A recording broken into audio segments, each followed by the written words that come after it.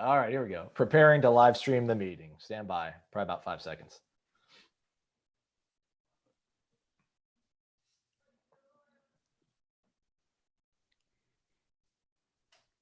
Bada bing, bada boom. There we are. We're on time. We're warchant.com. I'm Aslan Hajavandi, joined by Gene Williams, founder and administrator of warchant.com, the ultimate Seminole sports source.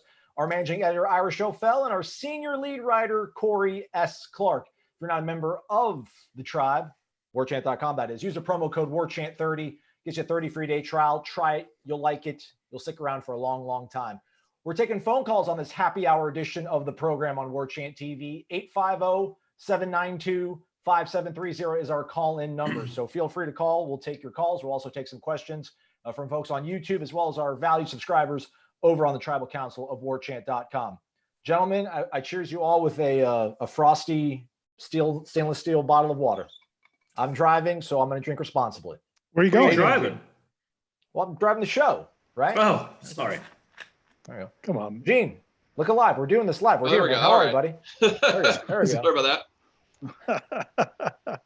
Are you drinking anything, Gene? You know what? I need to go. I got algal right now, so I can't have that. I'll have to once you get going here. I'll grab something tasty. What about you, Corey?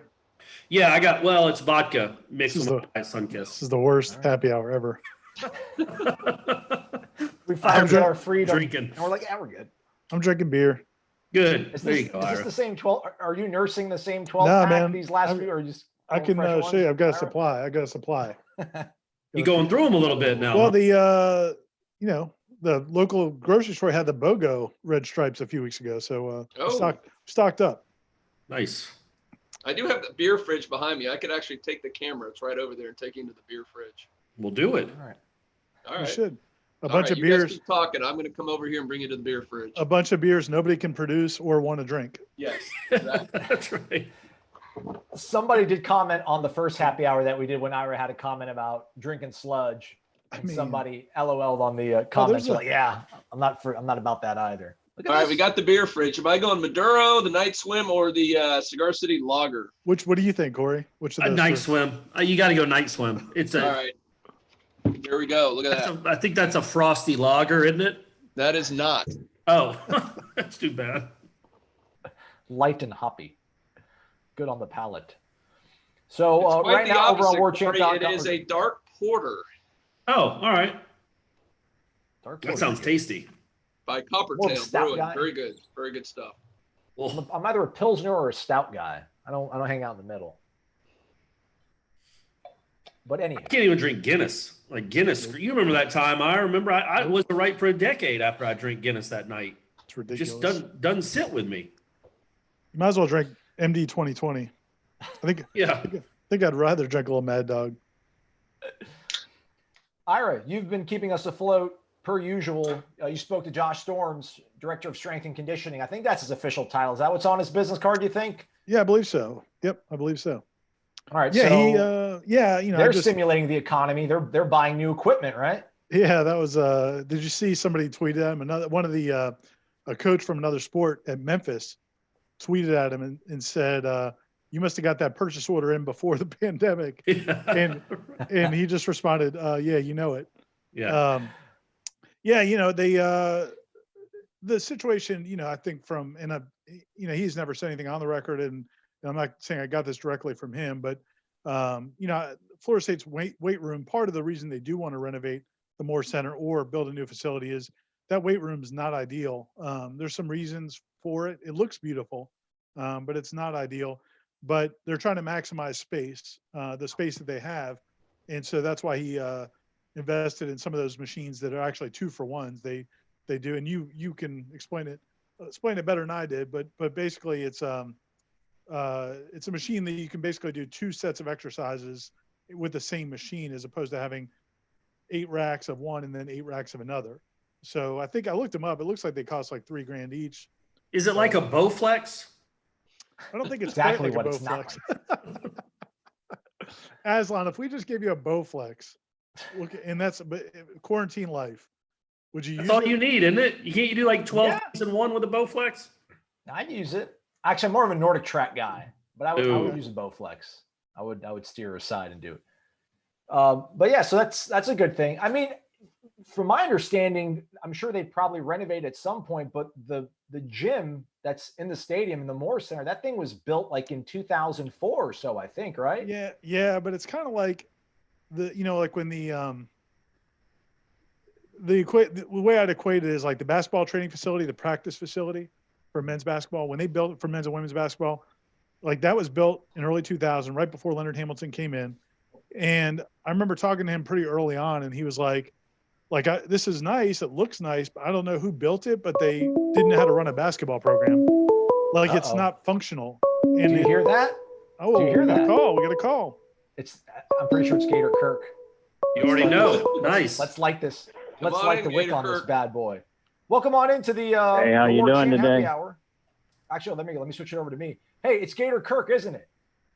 Yes, it is. I had a feeling. Yeah. Sneaky good like that. What's Wow. on your mind, Kirk? I got a question. Hey, I appreciate you guys answering my question on Renegade Express yesterday, or I guess today. I heard it about the 757 and the SEC schools being our at-large plays, I guess. Okay, but here's my question. What impact, if any, will the recruitment of Terrion Arnold be since he's working out with Corn Dog and current Seminoles players? Good question, Kirk. Let me turn that over to the panel, if you will. Ira, go for it, All right, man. no worries. All right. Yeah. He's from Madison, is he not? Or am No, I thinking incorrectly, Tallahassee. Ira? Terrion Arnold's a Tallahassee kid. Hey, Kirk, how you doing, man? I'm good. How are you doing, Ira? We're good. We're good. Yeah. So, I mean, the thing is, he's really this is mostly just talking to Michael and getting his expertise, but Terrion is really good friends with a lot of the Florida State players and recruits. Being a Tallahassee kid, I mean, he's got really good connections with a lot of those kids. But at the same time, I think he's one of those guys that was concerned about the direction of the program and mostly under the previous staff. And so I think from, did I lose you guys?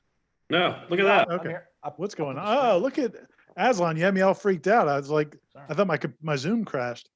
Yeah. So he was, I think he's one of those guys who was really concerned about the direction of the program, right? Rightfully so. It's the reason they paid Willie $18 million to go away.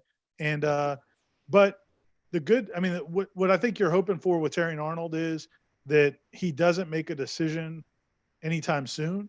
And that gives him more time to see that Florida State's got things heading in the right direction.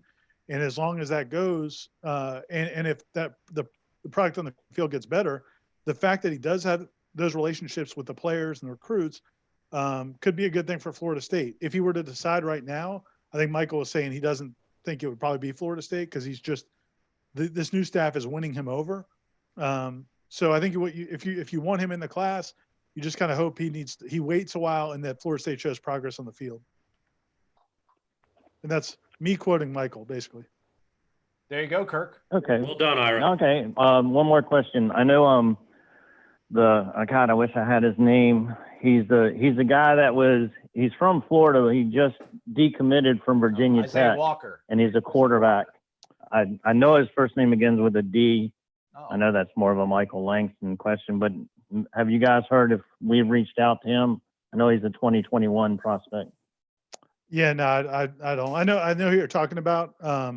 But no, I don't know. I would suggest reaching out to Michael on the premium recruiting board. I'm sure he's on top of that. I guess, guys, we're going to have to bring Michael into happy hour from now on. All right, but he's not drinking water like you guys. Phone a friend. We're going to have to do phone a friend. All right. I appreciate you guys. Y'all take care, and thanks again for everything you do. Thanks, Kirk. Appreciate you, man. Go Noles. All right, there we go.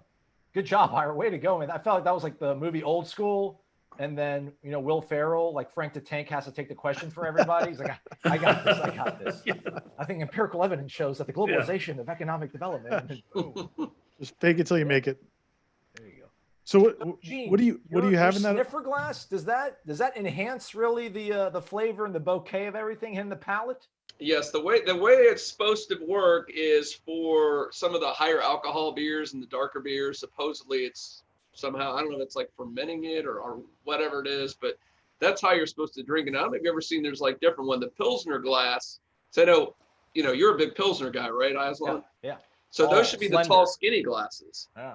or put in the Pilsner, and then the regular, like a regular beers in the pint glass. But these are supposedly for the heavy alcohol type, dark beers for whatever. It's supposed to bring out the bouquet or something. I don't know. Sounds like I'm talking about a wine, but that's what they say. I need one of those for my ultras.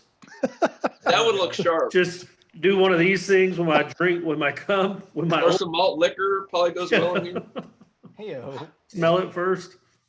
Corey, Hey, we got a question here. Oh, go ahead. From, Go ahead, Aslan. Sorry, I didn't mean to jump you there. Arthur Johnson on YouTube asks, does Jordan Travis have a shot at the starting quarterback position? And I'm not laughing at the I was going to say, why'd you laugh? I'm on YouTube and it's delayed. So I saw you laughing at Corey, which made me laugh. Percolate on that question, gentlemen. Let's take another phone call here. Welcome on into the War Chant Happy Hour. You got the entire world listening to you, but right now it's Aslan talking to you. How are you? Who is this? It's Jeremy. How you doing, Aslan? Jeremy, there he is. Hey, man. Doing Jeremy. well. How about yourself, bud? Hanging in there. Thanks, man. Yeah, man. What's on your mind? I'll turn things over to Gene, Ira, and Corey now. I just got a question for the guys. The guy asked a question last week, which was a great question, who they thought the biggest miss in Florida State football recruiting for them had been. Who is the recruit that they think that they never thought Florida State would get that we ended up getting besides Anton Smith? Oh, come on. You took Yeah, it you right took out of my- Antone. Yeah, I was thinking of Antone right off the bat there.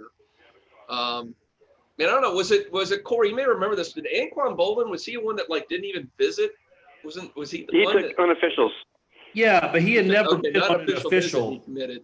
and I don't think they thought they knew he was coming until he announced he was coming. I Yeah. think it was one of those things where that was kind of, they had no idea until the last minute that he was coming.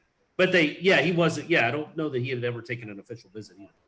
What about Jalen Ramsey? That was pretty surprising. Yeah. Well, because he wasn't considering Florida State at all until Pruitt. Yeah. Right? Yeah. Him and DeMarcus Walker both were Pruitt guys. Yeah, that's right. Walker was a little bit an odd one because I remember that whole situation when he had been committed or leaning whatever to Alabama the whole time. And then we kind of heard little snippets that he might be flipping. And when you would talk to people no, he's going to Alabama. So that was a bit of a surprise too.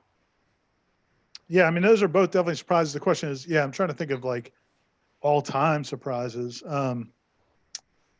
David Overmeyer. That was a big one. Jacob Perrinkrug was a big one. Sure.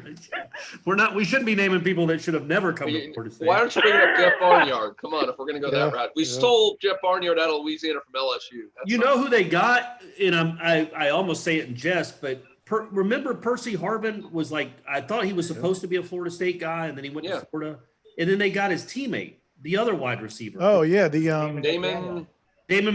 Yeah. Damon McDaniel. Yeah. and he bounced after a year because he had a girl with a baby, I think, back home. Well, jury's still out on which player ended up better in college. What about Brandon Warren? And again, I keep bringing up guys that didn't end up making it. You're answering exactly the opposite of the question, right? No, but he was a big time recruit. Yeah, he was. That seems kind of surprising that a kid from Tennessee in 2005 would have Not come. really. They got. Henshaw was a big player out of Tennessee too. And Tennessee. I don't know. It's not that difficult to get kids out. I don't think Tennessee was the Tennessee they were at certain times. Yeah. Right.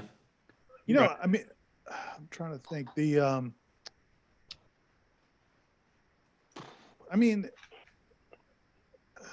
Xavier. Got Ira thinking. I'm proud of myself. Yeah, I am. yeah. Because I really feel like there's some good ones out there that we're not thinking of.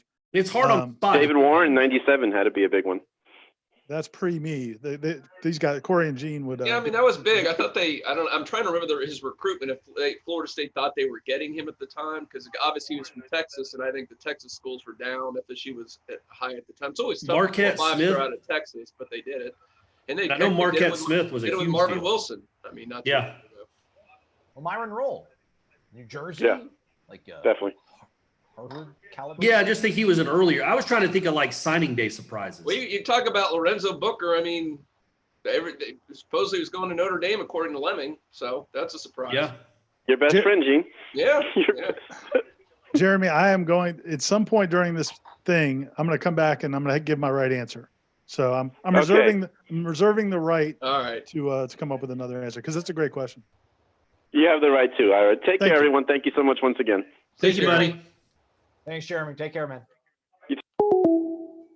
Oh, I mean, when you look back in hindsight, that Florida State went and got a Heisman Trophy winner from the state of Alabama, who was recruited by Alabama heavily. In hindsight, that's a pretty big deal. Pretty I mean, surprise. people, we thought Florida State had a legitimate chance. A lot of people outside of Tallahassee did not. Yeah. Got another caller. Caller number 3 on the warchant.com happy hour. Who is this? This is Walker. Walker. Yes, sir. Yes, sir. I just had a quick question for you guys. Sure. All right. So I know that you and Corey have talked about the SEC. They're making plans for a season, and I was just wondering if, like, if for some reason we ended up hopefully having to be able to play football, would we schedule the Florida game this year? Ooh, I will defer to you guys. It's all you guys. I didn't catch quite the question. If we're not playing and the SEC is, what was the question? Oh, I'm sorry. I mean, would we, if the SEC's playing this year and then the ACC turns out to be playing this year, but we're just playing conference games, I see what you're saying. would we schedule the Florida game this year? I don't know why you wouldn't. I mean, it's 2 hours down the road, so there's no issue with the travel. Shouldn't be a big deal. It's already on the schedule. That day's open unless the ACC somehow changes the schedule around where you need that date and then there's a conflict with Florida. I mean, absent that, I can't imagine you wouldn't play Florida. I mean, there's talk about money. Everybody wants the game. The fans do. They would do everything possible to play that game. Yeah. See, I mean, I would think my guess is if they play conference games, they would also play that weekend because you have so many non-conference games that involve those conferences that are, those rivalry games. So I would think they would keep that. Well, it's just the 3 though, right? It's just Florida, Florida State, Clemson, South Carolina, and Georgia, Georgia Tech. Yeah. But combined, that's 6 schools.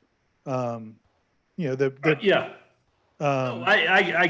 Yeah. I would think you would, unless it's just a strict edict. We're only doing 8 games, 9 games, whatever you want your conference season to be. I personally, I think that would be kind of almost it would be a slap in the face to Florida State fans to be like, you got to play the Wake Forest game. Can John Swafford really come out and say, we're only playing conference games? Sorry, Clemson, Georgia Tech, Florida State, we're not allowing you to play your last game in late November. I can't even envision that scenario. And couldn't those 3 schools basically put their collective finger to Swafford and say we're playing it anyway? Yeah, I guess. What can you do? Kick them out of the league? Yeah, I would think my guess is they would play those games unless the season started way later. Like if everything was delayed, the only way I'd see it is if everything was delayed way later and there was only like an 8-week window to get these games in, then maybe. Yeah. But I would think there's a pretty good chance Florida State and Florida are going to play this year, whether you like it or not, because probably not a great scenario right now. I feel Walker. They play this year and only. All right, thank you guys for your time. Thanks Walker. Man. Thank you, Walker. If they play this year, they have a social distancing guideline in the stadium where only 20,000 people can watch the game. Then next year, when they go to Florida, only 20,000 Florida fans are allowed to be in that game. Look at Corey. It's got to be. It's got to be equitable, man. You can't go. You're basically not even getting a home game at that point, or you got to come back to Doak next year. I say, Corey, let's throw this up. Tell you what, guys, you can have the home game this year. Let's let them have it at home. And then you get 2 in a row. Yeah, I'm down with that. Do that. Let them have it.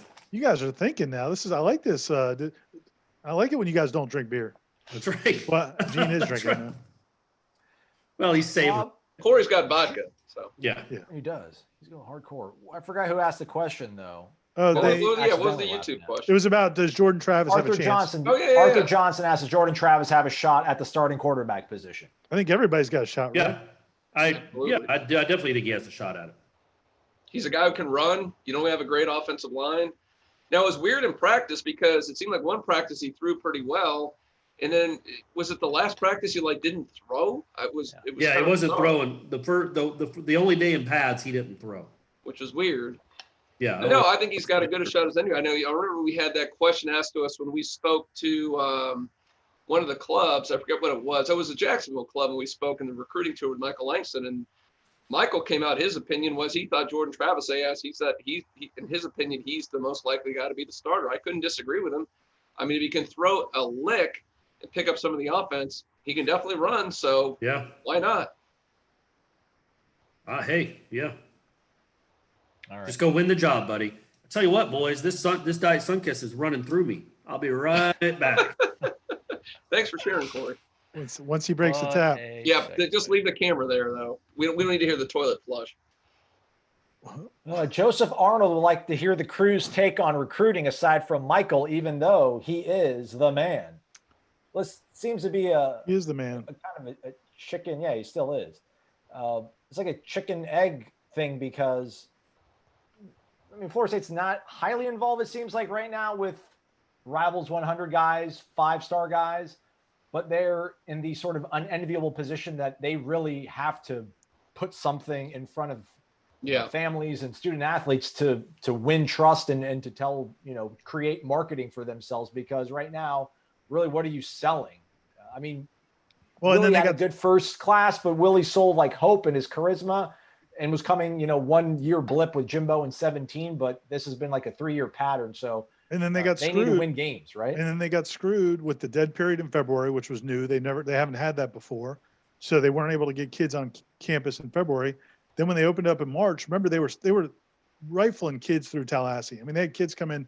Yeah. I think March 1st was like a Sunday, and they had recruits coming on that Sunday. They were literally every day that it was open, they had kids coming in. They had all these kids planning to come in later in March, and then for the spring game, and then everything gets shut down in mid-March. So they had like 12 or 13 days with this staff to bring kids in, and it's been a perfect storm, I think. Well, they were doing, I mean, that's the thing that blew me away in those first 3 practices we got to go to. It was shoulder to shoulder. There was no social distancing because you had all these recruits on the sideline during the practices. So, I mean, this staff was doing a great job getting the kids to come in and expose them to what they did in practice and give them tours and everything else. I mean, they were off to a great start, but as Ira said, the window was so small, so they've never really had much of an opportunity to hit a lot of these kids they want to hit. So it's been postponed to the fall, and that's what you said earlier about that recruit. They want these kids to put it off as long as possible. If they put a better product on the field, they get these kids in for games. I think they can make some progress there, but again, they're in a holding pattern right now. There's not a whole lot they can do in recruiting. And then like another one is the camps. Remember, Corey, when we talked to Norvell about his camps, and that's like one of his big things is how unbelievably well he runs these camps. These mega camps, and now they can't run their camps. I mean, it's just been one thing after another. I will say this: Luke Altmaier from Starkville, Mississippi, the quarterback recruit they have for 2021. I mean, I know coaches still in Mississippi that coach high school football, and they think that kid is really, really good. So, I mean, not a 5-star guy per se, but you need a quarterback, and he seems to be a really talented one. But it wouldn't hurt to get like a 5-star guy. I mean, people are commenting right now on YouTube, like, what's Tennessee selling people? Tennessee selling recruits that they beat Indiana in their bowl game, which is like touche. But I don't know, maybe it's, Jeremy Pruitt's coach of the national championship winning program. He can sell things a little better than Mike Norvell and the staff can currently. I think it seems like Tennessee, I mean, they're having one of those runs that sometimes happens when like it's like a chain reaction. Like you start getting some kids and then that becomes the hot school and then everybody kind of rides that wave. Like the year when to a degree, like when Harbaugh first kind of had some momentum at Michigan and they got Devin Bush and they got some kids from Florida and it seemed like they were kind of the hot school. It seems like Tennessee's kind of on that kind of a run right now, which also then leads to speculation that, hey, what's going on there? Because it also feels nothing, like Ira. Nothing. It also feels like the SEC. It also feels like Ole Miss has run a little bit under what's his name. So what are you alluding to there, Ira? I'm just saying, like that's the question people have right now. In when you follow this, is why are you having this big surge? But I think it is. Sometimes it is. I mean, if it's on the up and up, sometimes it's just you get kids that all like each other and want to go to the same school together. I mean, that's kind of what happened with that. Jameis and Mario Edwards Jr. and, they had Ronald Darby and those kids, Casher, they all befriended each other. Their parents befriended each other. And now Florida State was having more success at that point. But sometimes that's just kind of how it happens. he's also, Pruitt's not in his first year. I mean, people need to cut Norvell some slack. I mean, people are panicking a little bit, and I think it's going to be okay. Hey, look at that. Let's take a phone call. Let me make sure everything is. So what caller gets the prize? What are we doing, guys? Caller 7 wins the prize. Welcome on in to the warchant.com happy hour. You're caller number 4, I want to say. Who is this? Am I live? You're live. Don't do anything bad. I'll hang up on you in a second, man. I got a quick trigger finger. Quick draw McGraw. Okay. Yeah. My name is Myron, aka Nolson from South Florida. How are y'all today? Good, Myron. Hey, Myron. Good, man. Actually still at work. I'm essential worker, still working, and chowing down on my making it till payday Taco Bell burrito and Baja Blast. Nice. I mean, you know me, first time caller actually. Sorry, I'm still at work. I'm sorry, but let's not get fired on your job, Myron. Come on, man. Let's prioritize here. But what's your question? Okay, there's one question. I want for all y'all to ask, what was the exact moment that you knew that Willie Taggart was not going to work out? Knew where this was going. Oh boy. All right, Myron. Good question. It's hard to pick just one. Let me turn over to the gentleman. Or actually, So hold the on. first, Hold so the on. first. Wait, you want to let Aslan? You should answer first. All right, I'll go first. Man, my first. This is tough. I don't know if there's ever a moment where I was like, it's definitely not going to happen. My first concern was when we asked him about the fact that they were not practicing with the cushions on the helmets any longer with the offensive and defensive lines, and he had a really cavalier kind of answer of, nah. When just say, hey, are you gonna bring those cushions back to, let the guys practice a little safer? And he's like, nah. Just kind of the way he handled that question to me was like, well, I don't know how detail oriented and just how focused and dialed in you are on all the little things you have to do to earn trust and keep kids healthy and run a good tight program. Then the Boise State water fiasco, when we were supposed to interview, I think, Harlan Barnett on a Wednesday, and then Willie comes up and does his impromptu, but it really wasn't impromptu because he had comments already printed out on a piece of paper. That was like, yeah, this is just not gonna end well. See, I'll piggyback off that. So I gave him a pass for the first season for the most part. Those losses were awful and they were humiliating, but it wasn't a great program. But the loss to Boise, coupled with what happened with they were dehydrated, and then the Louisiana Monroe game is when I was like, yeah, that's a wrap. Yeah. And it wasn't just that they went to. Did they go to overtime? That was an overtime game, right? Was it? Yeah, it was. Yeah, so they had to go to overtime to beat Louisiana Monroe, but it's not just that they had to do that. It was that mind-boggling still decision to call a timeout, to punt, to give Louisiana Monroe an extra 35 seconds to maybe go down the field and win the game. He literally called timeout with like 34 on the play clock to punt in a tie game in the fourth quarter. There's Ira holding up the Willie drinking the water to make a point. But you think one game management thing was like, no, it was enough for you, Corey? That was like the final nail, but there were a lot of other nails throughout that coffin. It was that decision. Mainly it was just how they played, and they just had to go to overtime to beat Louisiana Monroe in season 2. Because even the Boise State game, you could kind of like justify, like, well, they did play better. They were pretty good. They almost won. And then that game, it's just like, yeah, you can't defend this anymore. On top of the bad game management decision. That's when I knew this was not going to last long. But we're kind of answering two different questions. Like Aslan was like the first sign. Oh, the first. And is it the first sign or is it when we knew? Is it like? No, when you exactly knew that it was not going to work out. Yeah, I think the Louisiana Monroe game is when I knew that I didn't know if he'd be fired that season. But that's when I knew that I didn't think it could get better with him at the helm. I totally with Corey on that one. I sat there and they should have lost the game. It felt like a loss. And when they're celebrating that they beat Louisiana Monroe in overtime in a game they should have lost, and the reactions and all that, something felt very, very wrong about what was going on. And that obviously piled on top of what had happened for the season before that.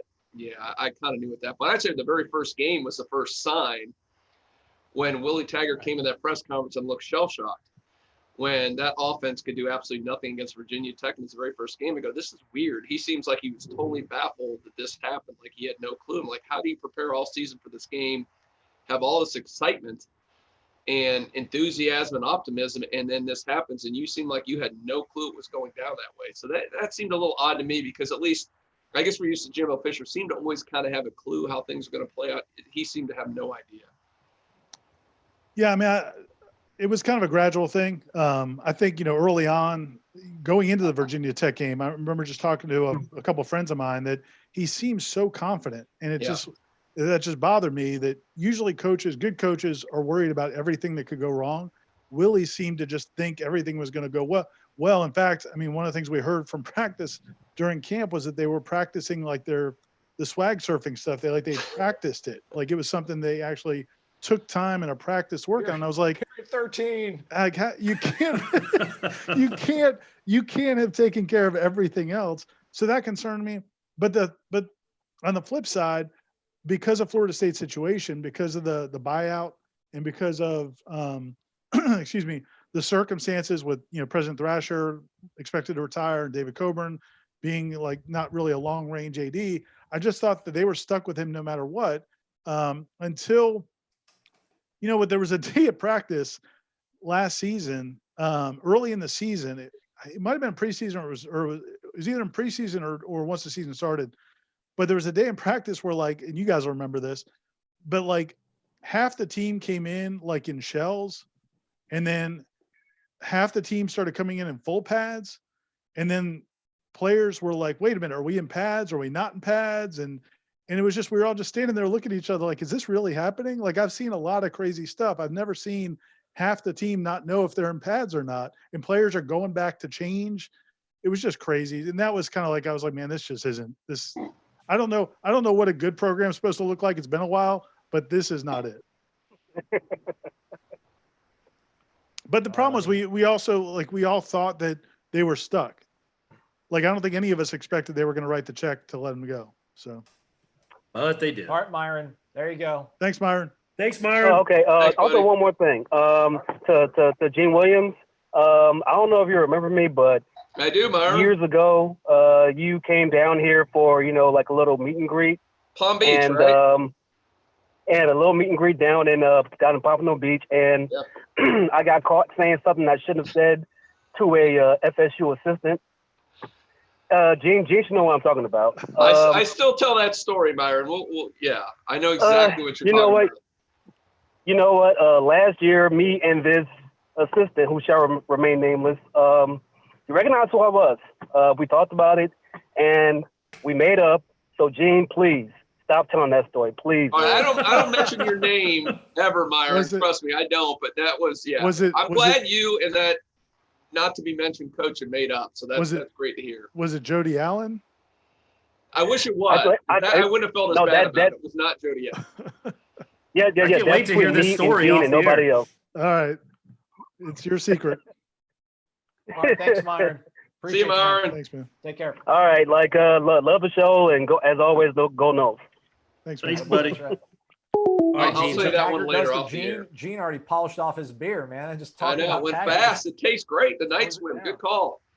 How many You're years welcome. ago was this, Gene? Like, I don't want you to give Myron up here, but like, how many years ago are we talking this incident? Oh man, this was probably like 12 years ago, something like that. Oh, okay. All right. So it's like pre-Jimbo. Yeah, it was definitely during the lost decade at some point. Let's put it that way. Oh, nice. All right. Was it Daryl Dickey? Right. Hey, come on, Ira. It was not Daryl Dickey. That's you asked twice. You shouldn't answer that, Gene. I get 3 He's gonna guesses. He's going to name one, and you're not going to say, well, it's not him. You shouldn't. You should just keep a poker face. Ira, I like how in that answer, again, it's really bizarre. You said President Thrasher, but then David Coburn. Athletic Director Coburn. Yeah, nobody just because says it's not a normal title. Like Yeah. you don't say AD Coburn. I don't know, man. I just have this thing for the presidents. You did it with Eric Barron, too. You'd always I call did. President Barron. I did. I didn't do it with President Weatherall, though. No, you didn't. You Just didn't. call him TK. That's weird. That's odd. That was a little different. Yeah. Eric Johnson on YouTube asks, is it true that the Florida State team will be able to start going to the facilities and working out in the next week or two? I don't think so. I mean, there's, from what I understand, talking to some people yesterday, some players are coming back, and it may be all the players or a lot of the players are planning to come back in the next couple of weeks. But I don't think they have clearance yet on how many people can be in the building. I think what the hope is, and we posted about this on the Tribal Council last night. So if anybody wants to see the update we did, but it's I think what they're hoping is, you look at the phase one in the state of Florida is you're allowed to bring 25% of the people into real retail stores, 25% of the people into restaurants. So I think the question is, well, why can't Florida State put 25% in all the schools, Florida State, Miami, put 25% of the athletes back into the training facilities and let them take turns, rotate them in and out, bring all the kids back, and then let them come in 25% of the time to work out and do their workouts and stuff. So I think that's what they're pushing and that's what they're hoping for, but I don't think it's been cleared. And the other thing that I've been told is that, Florida State is not going to operate in a bubble, that whatever the state decides, you got the board of governors, you've got the governor himself, you got these municipalities.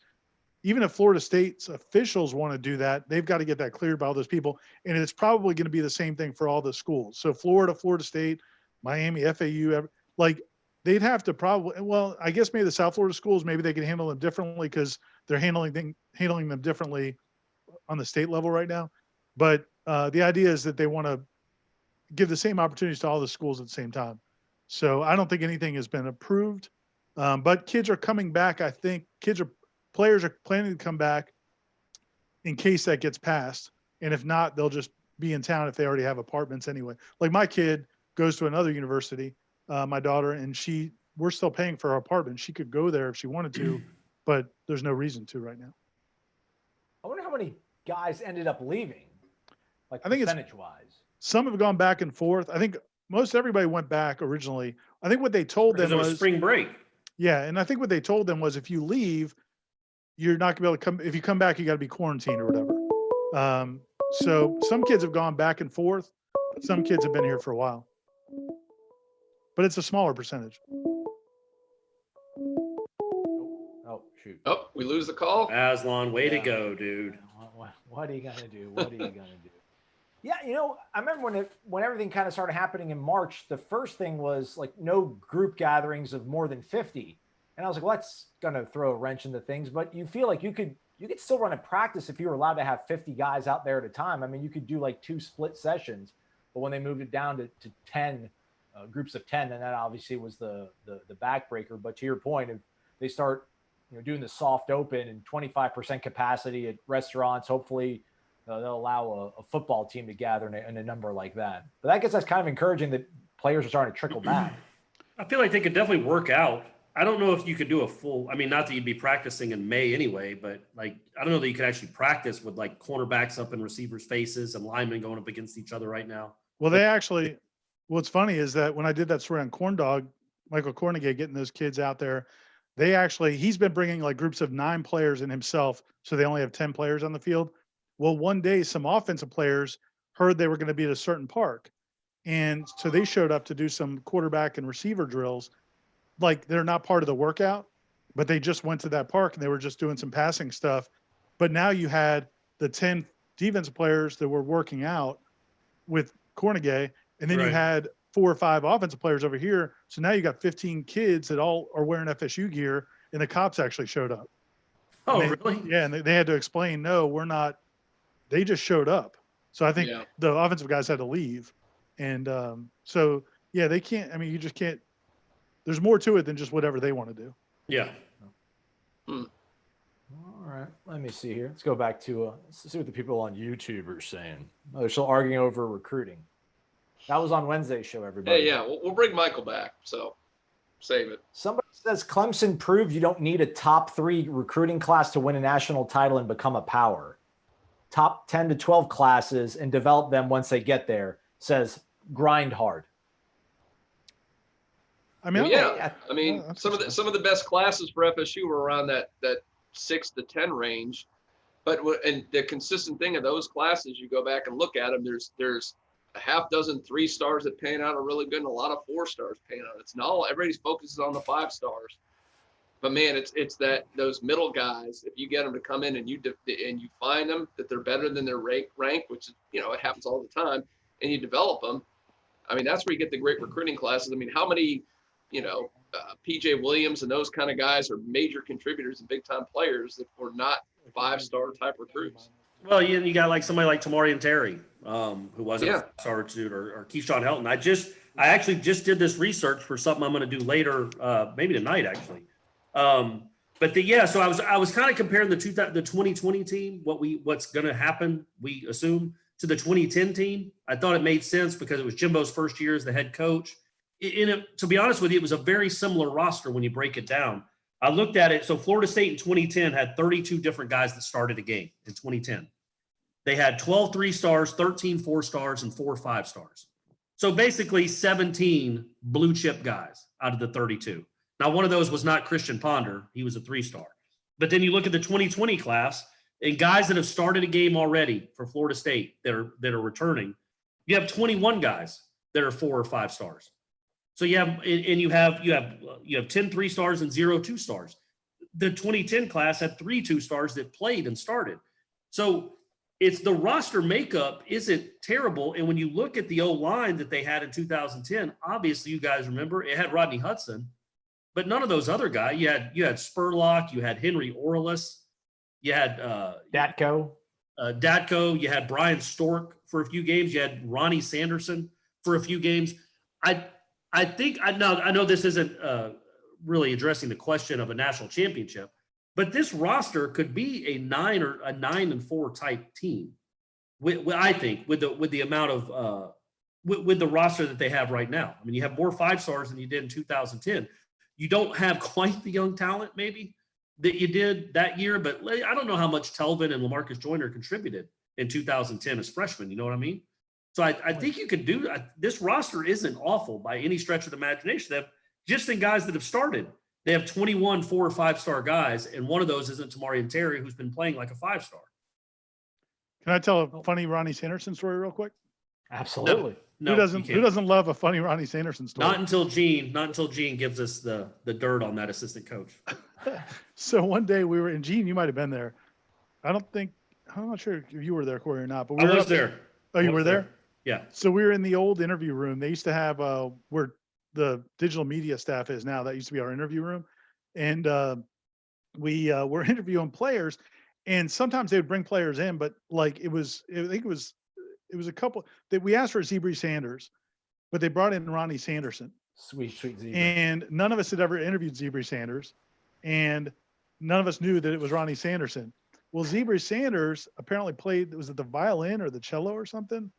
I thought it was the oboe. Yeah. No, I think it was a string instrument. But he Oh, played. I'll look it up. He played like bassoon. violin or cello or something. And so we're interviewing him, and then Steve Ellis, may he rest in peace, started asking him about playing the violin or the cello or whatever. Viola. The viola, whatever. 4 strings on it. Yeah. But that was like the very end. Like we had done the whole interview, and they were both in the same class, so there was a lot of, but Zebri was going to play. That's why we thought we were interviewing Zebri. Ronnie wasn't going to get to play. They were redshirt freshmen, I guess. And so we go through the whole interview, and then finally Ellis asked him about the viola or whatever, and he just looks at me and goes, "That's Zebri." And we're like, "Oh, okay." And we had just done like a 10-minute interview. And you thought the whole time it was Zebri Sanders. We all did, yeah. They don't come in. That was a Sunday, right? And they don't come in their uniform numbers. Yeah, it was just a kid in a t-shirt. Yeah, and it was a redshirt freshman that none of us, and we didn't get to watch practice back then at all. Right. Like we couldn't even get on the field. So a lot of times, in the offensive linemen particularly, because Trickett would bend some rules, and they'd be practicing who knows how long before practice actually started. So we never knew who those kids were. Yeah. Was Shannon Boatman part of that group too, or is he before then? He's before that. I don't know. Yeah. I think he is. There was a Mark McHale guy. That was like one of the first Mark McHale recruits. All right. Well, I know that the reason I thought about that, we're talking about offensive line stories, and the Shannon Boatman story with Trickett. Should I share that now while we're? Oh, yeah, sure. I think we should. I don't know. Might have to. I don't know if you have to beep out one of these things. Yeah. I can't believe we're giving all this stuff away for free, guy. This is I don't the know. top shelf stuff. Hopefully Shannon's family's not watching. Yeah. Well, it's kind of funny, but I think that he can handle it. So this is one of the few where he had some access to. I guess it was before. So we're out there behind those ropes, and it was a hot ass day in August. And so they get there, they're going through, and Trickett's screaming and yelling at him and all this kind of stuff. So he's really getting on Boatman. So the break comes, and most guys are going to get water. Boatman just lays down. He's done. He's hot. He's been screamed at. Trickett comes over. Oh, man. No, finish. Aslan can tell him to hold for a second. Tell him to call back, Aslan. I can't tell him the whole. All right, pick up, and get him. I mean, you can't pick it up and just say, hold on for a second. Gene's finishing a story. All right, sure. Yeah, we can do that. All right. Hey, caller, we got a really good story being told right now by Gene Williams. So I'm just going to keep you here on the line, and when Gene's done, we'll let you ask your question. All right? All righty. Thank you very much. You like how I held my hand to my ear like I was holding a phone call? Well done, Ira. Mm-hmm. Yeah. Make a little list. Your pantomime skills. Don't sleep on them. Anyway, so Shannon Boatman. So so Trickett's he's laying down. He is just, completely exhausted. He's been berated by Trickett. Like anybody who's seen that, what that is. So Trickett comes over, we're all standing there. So he's only 10, 15 feet away from us, laying in the grass. And Trickett comes over while he's out there and starts screaming at him about how awful he is. And he looks at us and he goes, "You know who this is? This is Shannon soft ass Boatman." And he goes, "You can quote me on that." Great, that's nice. And Shannon's just sitting here "Please just leave me alone for 1 minute." But that's how Trickett was. That's how he motivated his guys. And obviously the happy ending is that Boatman became a 2-time All-American and won the Outland. Yeah, how about that? So it worked. The hard love worked. It's been long enough. I figured we can go ahead and share that story. All right, caller. That was a great story. Thanks, Gene, for that one. Who is this? Hey, my name is Sean. I am from Dahlonega, Georgia. I was born in Plantation, Florida, and probably about 5 of my family members went to Florida State. I did not attend, but I've been a Florida State Seminole my whole life. There you go. There you go. All right. So I am eating a pizza right now, and if this pandemic thing ever clears up and we can get to some football, I was planning on going to a Florida State game in Tallahassee in 2020. Okay. And that sparked my little tiny pea brain. Where would I get pizza in Tallahassee? So I was just wondering if you guys had any top pizza places there that I could stop by whenever I hit up Tallahassee for a football game. I'll take this one, gentlemen. All right, you go. I've got an answer, but let's see if we have the same answer here. Pizza Hut. Decent pizza over here in Midtown. I got my little bubble. I don't really leave my half-mile radius around my house, even when there isn't a pandemic going on. Yeah. But decent pizza, that's my favorite. Gentlemen? That's solid, but I would say, it's a Tallahassee tradition. You got to go to Momo's. Been around forever. Trust me, you only need 1 slice. That's all you need. You don't need more than that. Trust me on that. You don't need 2 slices. You think only a slice, I can eat more than that. But no, it's huge. They've been here forever. Really good thin crust. And there's one on campus and there's one in Killearn. And I'm a Gain Street Pies guy. Gain Street Pies. Mm-hmm. Yep. But it's not on Gain. Well, I guess there is one still on Gain Street, but there's another one that's closer to my house. Capitol Circle. On Capitol Circle. Yeah. And those are all good. Actually Momo's and Decent are basically the same kind of pizza. They're both it's very similar. I prefer a New York style. Yeah, and they're close to that. They're close to that. They're thin crust. There's another place that we've been going to a lot lately is a place called Dave's Pizza Garage, which is on the northeast side of town, and it's kind of a hard to find location. The guy's apparently from Pittsburgh, so it has kind of a whatever Pittsburgh pizza, but they've got really good one. Or no, he's from Buffalo. Excuse me, he's from Buffalo. Okay. And but they apparently have got really good wings. But I like that place. But yeah, you can't go any of the ones they mentioned are really good. And Momo's is definitely a classic. The slices are just enormous. They're bigger than your face. Yeah. Well, if any of you guys ever end up going to Dahlonega, Georgia, stop by Gustavo's Pizza. I just picked them up. It's delicious. So. All right, good. What's Dahlonega by? Yeah, I've never heard of it. It's about an hour north of Atlanta and probably about I would say 15 minutes west of Gainesville, Georgia, where Deshaun Watson's from. I went to North Hall High School. We played Deshaun Watson against Gainesville a few times. It was How did that go? pretty crazy to watch him play. Not very well. Not very well. It's also known But for in 2000, I'm sorry? Dahlonega is known for its gold. Yeah, exactly right. Dahlonega Gold Mine. There's a tourist place you can go down into the caves, the gold mine caves down there. So it's I might have known that because I went there as a kid. Well, I grew up in Atlanta, but yeah, that was one of our field trips, was to go down there and pan for gold. I didn't get any. Yep. Yeah, you didn't get any. Well, apparently if you search your toilet, you can find gold. So around here at least. That's true. All right, Sean. All right, Appreciate fellas. you, Well, thank you very much. I appreciate it. Thank you, Sean. Take care.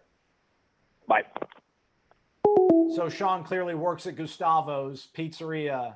That was just his roundabout way of coming on and getting free. I don't know, but like, why would you think any of us were going to be in Dahlonega? Never I think You might have just been saying it. You don't think that was sarcastic? Oh, Maybe. okay. Gotcha.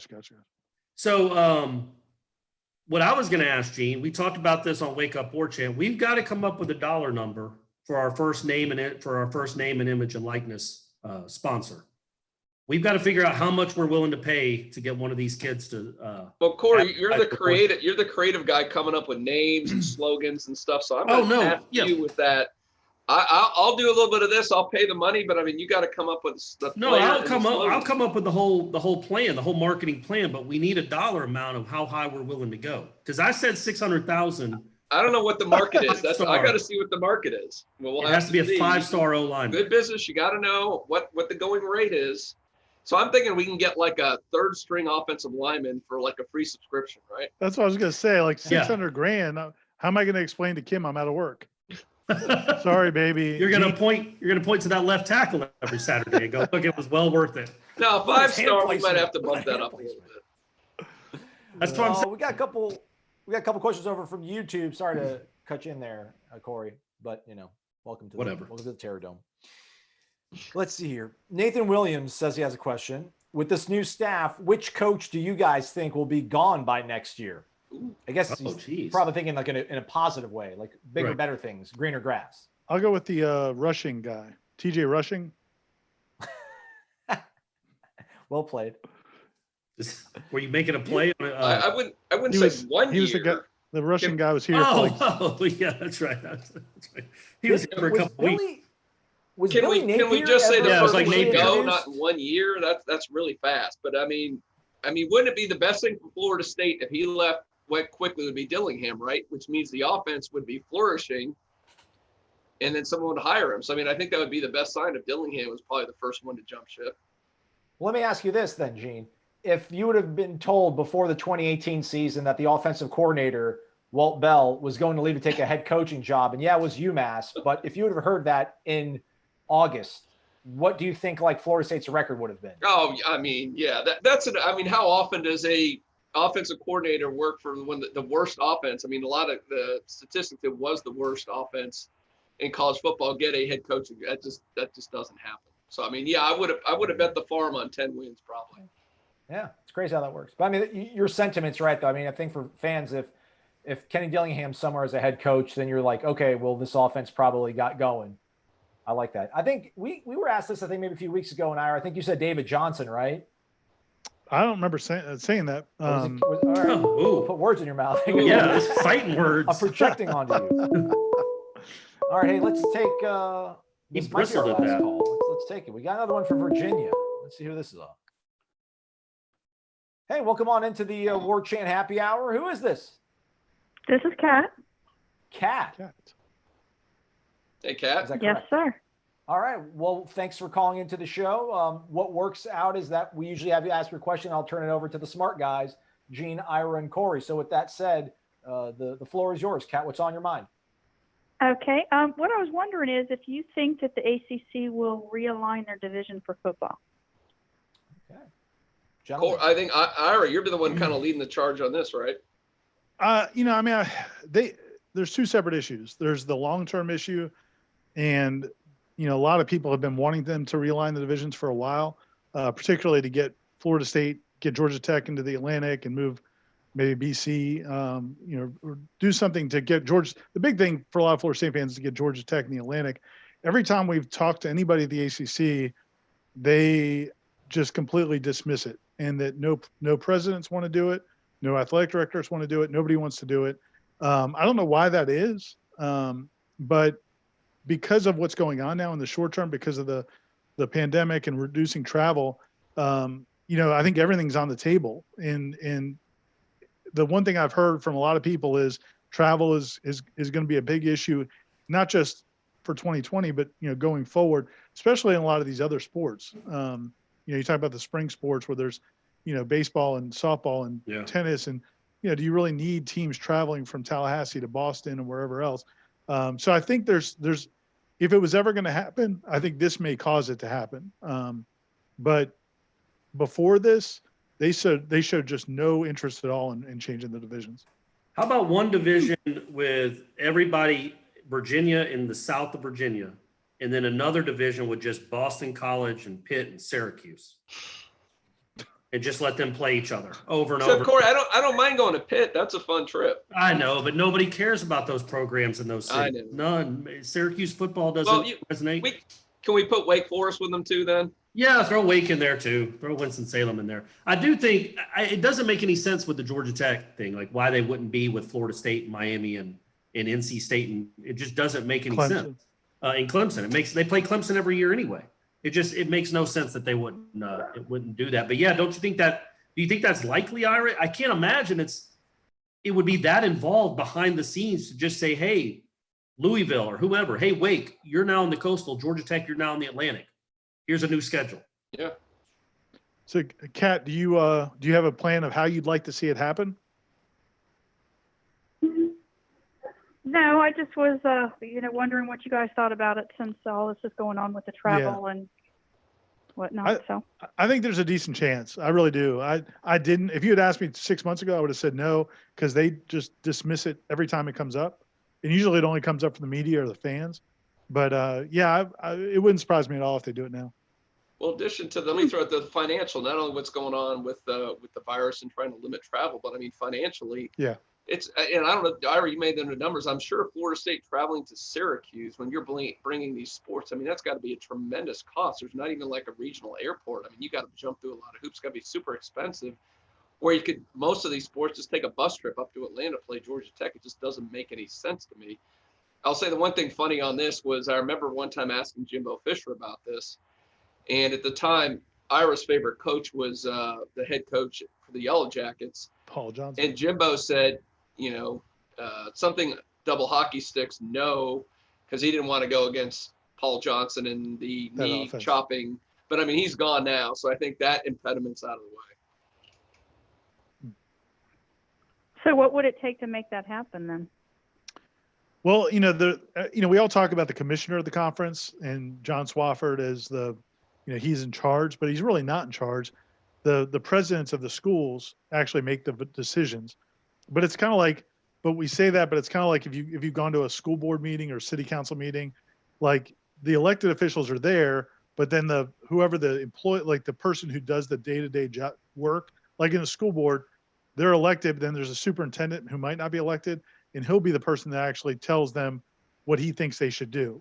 And then they'll make their decision. So that's kind of what Swafford is. His staff will give his recommendation to the presidents, but ultimately the presidents have to decide it. But yeah, I mean, I think this money issue, every school now is going to be pinching every penny they can. And, talking to some of the coaches in the other sports, it looks like they're going to really limit how much travel those other sports can do. So that would be the reason to do it, is if the presidents say, look, we need to do this because we need to save travel money and let's make it happen. And that, so Florida State fans, Georgia Tech fans who want this may get their wish just because of this financial crisis brought on by the pandemic. There you go, Kat. Okay. Thank you, Kat. That answered your question. Well, thank you. Thank you for calling. Thank Appreciate you. it. Take care. Have a good weekend. So, Ira, wouldn't this really be if if Georgia Tech's president and President Thrasher got together and kind of made that push, I mean, would that be enough to probably make this happen at this point? If the two presidents of those two schools said, we need to do this for financial reasons, I mean, wouldn't that kind of be just rubber stamped by the ACC? Would they really fight that? It's a good question. I think you're going to see a lot of things shaken up. I mean, that's, again, I just think that when you have a situation like this, it gives everybody a chance to reset everything. Everything's on the table now. And so, yeah, it wouldn't surprise me at all if it happened. As far as how many people have to kind of get the ball rolling, I don't know. But, I think there's no doubt this is going to cause for reform. I mean, I don't know if you've seen some schools in other conferences in other parts of the country are talking about maybe abolishing the division or change what you do with conferences in the spring sports so that you can just go regionally in the spring sports. I mean, I think there's going to be all kinds of stuff on the table. Isn't it just football and baseball that still do the divisions? Yeah. No, I don't know about softball. I'm not sure about softball. It may just be football and baseball. So it's not like Georgia Tech coming in would necessarily be like a huge cost-cutting measure because you're only going there. You're going there once every 2 years, and they're coming back to you. But I think it just makes more sense geographically than even pandemically. But they're definitely going to start limiting travel in those spring sports. Sure. So whether somebody's got to go to Syracuse. Well, they can play, Binghamton. Pitt, Virginia, BC, and all that. The northern schools should play them more than the southern schools. I mean, it just makes sense in all the sports. Yeah, but I think then don't you have to add Miami too? Well, yeah, I mean, Miami's got a little different situation because they got it's a little easier for them to travel maybe than it is for a Tallahassee to get to. No, I'm talking about Georgia Tech and Miami. I mean, they both have. Oh, yeah. Sports. I mean, if you're adding one, it seems natural that you'd add the other. Sure. And you would just have the 7 most southern schools one side and the 7 most northern schools in another, at least for a year. But there's still going to be a lot of travel. Like that still means Blacksburg to Syracuse or Syracuse to Blacksburg. Telling you, man, it's got to fill all the gaps with smaller schools that are bus rides away. Because I mean, when you talk about saving money on travel, it's really not plane tickets; it's hotel rooms, I would think, right? Meals, because I mean, if you turn around one day, do a bus ride, that's a lot cheaper than flying and staying in a hotel. You're right. You're right. Yeah. I'm trying to think. Like kick out, Missouri and Texas A&M. You go back to the Big 12. Clemson and Florida State. Let's go to the SEC. They'll probably do that. Missouri will probably just hightail it out anytime now. They hate all that money. All right, make it happen, boys. Come on. We need government oversight. All right, it's 6:03. We've done a whole hour and change. An actual hour. Yeah, so it actually worked out just fine. BT8755 said, Ira, did you get a haircut? No, man, I'm struggling. It is awful. If I showed you the mop in the back of my head, it's just I may have to sneak up to Thomasville. Although, you know what? Did you see DeSantis opened it up? Did he? No. Good, because I'm gonna have a mullet on the next show. I think on Monday they're gonna let us start going to barbershops. I don't know if it'll be like one person, and I'm not sure I want to do it. I haven't decided that. I'm not sure I want somebody breathing down my neck, but I got to do something because this is getting ridiculous. I like it. Thanks, man. I do too. Yep. All right, folks, stay connected to warchant.com. Plenty going on over there. Recruiting insight from Michael Langston as well on the premium recruiting board. He'll probably have a chat on Wednesday. Maybe it'll be a live video one just like this. You'll just have to wait and see. Use the promo code warchant30 if you're not already a member of the Ultimate Sports Source. Hold on. Go ahead. Jeremy's question. I'm still I'm gonna go with, and it may not have been as big of a shock to everybody else. I'm gonna go with Cam Akers. Because at the point, wasn't Hugh Freeze still at Ole Miss? Yeah. I think going into that day, who knows what he got offered? That's what I'm saying. Like the whole going into it, I just could not wrap my mind around how is Hugh Freeze going to let this guy leave the state of Mississippi? Yeah. And I remember watching that video where the signing ceremony. Aslan, did you watch that? No, but it's at the Mississippi Sports Hall of Fame, if I'm not mistaken. Man, it was, and they kept showing those commercials for the blue something. I can't remember what it was. Ceasefire, probably. Who knows what it was. But anyway, it was like an hour-long whole production. And he ended up, to me, that just, even until he said it, I couldn't believe it. I just couldn't believe it. Getting a guy in Mississippi, too. It's not like you're getting him out of Georgia. So he was committed to Alabama for a while, too. His career didn't work out the way I think he obviously planned. And I think a lot of fans were thinking he was going to be like Dalvin 2.0, and he wasn't. So, I mean, Cam Akers is a phenomenal running back. I think he'll prove it out on Sundays in the NFL too. It just didn't work out here, unfortunately. Yeah, go Rams. Yeah. All right. Can we say goodbye now? Any Sorry. last words? I'm good. I think that'll be our guys. shtick. I'm gonna round up this whole like big farewell goodbye, and then one of you guys will interrupt. We'll me. interrupt you. Good job. Yeah. There we go. All right, everybody. Thanks for watching. Stay safe. Have a great weekend. Stay on